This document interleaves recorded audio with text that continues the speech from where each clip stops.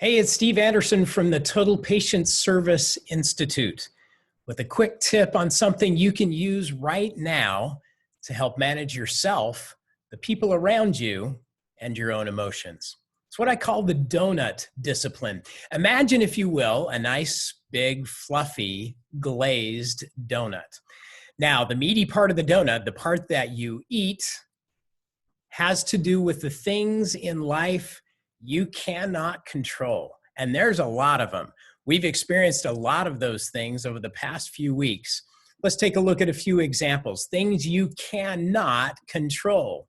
Things like the economy, the weather, traffic, the coronavirus, other people, the news. There's a lot of things that you cannot control in life. Now, I'd like you to go back to an experience in your own life when you were involved in an event where you were out of control. I'll take you back to just one quick experience of mine as a kid. When I was 12 years old, my dad decided it would be a great idea if we learned how to snow ski together. Now, I grew up in the Intermountain West at the foot of the Wasatch Mountains, just 30 minutes away from 7 different ski resorts. So we took a few rudimentary lessons and then set off on our first skiing adventure. That first ride up the lift was one I will never forget. As we descended off the lift, skis pointed in every direction, poles went up in the air, and we ended up in a big heap at the bottom of the lift ramp. Now, what are the emotions when you're involved in that kind of an event? We've been through an event and continue to this moment going through a worldwide event that includes a lot of things over which we cannot control. And those emotions that we experience are things like fear, anger, frustration, despair, hopelessness, and feelings of being distraught. When we focus on all the things we cannot control, those are the emotions that we experience. Now, in contrast to that, let's take a look at the other part of the donut, the part you don't eat. That's the donut hole. That represents everything in life that you can control. Now, think about that. What are the things, even right now, in a time where there are all kinds of events you cannot control, what are the things that you can? Things like your attitude, your actions, your fitness, your diet, your response to other people. Now, go back to a time, an event in your own life where you were involved in some type of event, a situation where you felt like you were in control. Let me give you just one quick example of mine. Back about 6 months ago, I decided that I was going to train for a marathon. It's something I'd never done before, and I figured, you know what, now's the time. So I got my training plan. I even registered for a marathon at the end of May. When all of the craziness started to unfold around what we're going through now, my first thought was, what's the use? And then they canceled the date of the marathon. And then I thought, well, why even try? And then I looked at the donut hole and said, you know, there's a lot of things I can't control. I can't control the date.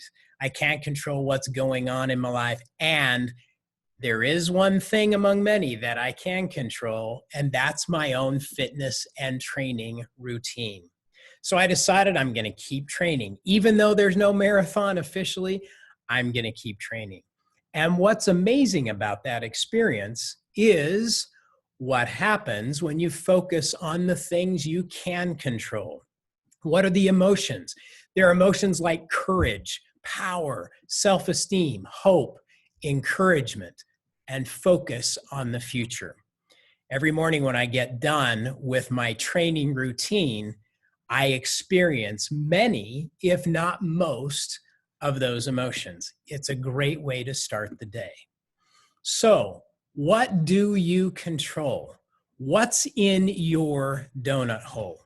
You may not feel initially like there's a lot, but the amazing thing is when you focus on the donut hole and do things over which you do have control, the donut hole gets bigger.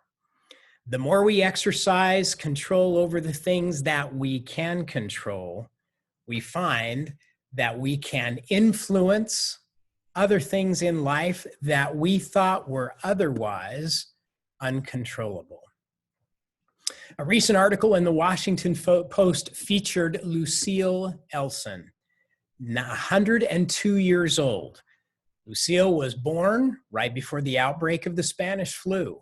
She lived through the Depression, World War II, and every other major world event in the last 100 years. Her advice has everything to do with the donut hole. Here's what she said. To cope with this virus and all that's going on, I would tell people to not get stressed about planning far ahead. You can't do it. A long time ago, I started making a list every morning of what I had to do. It was the only thing I could control, and I stick to it. You hear me? Wise advice from a 102-year-old woman. Stay focused on the donut hole, not on the donut. My challenge to you over the days and weeks ahead is stay focused on the donut hole. If that means just getting up every morning and making a list of the things that you can do something about today, that's a start.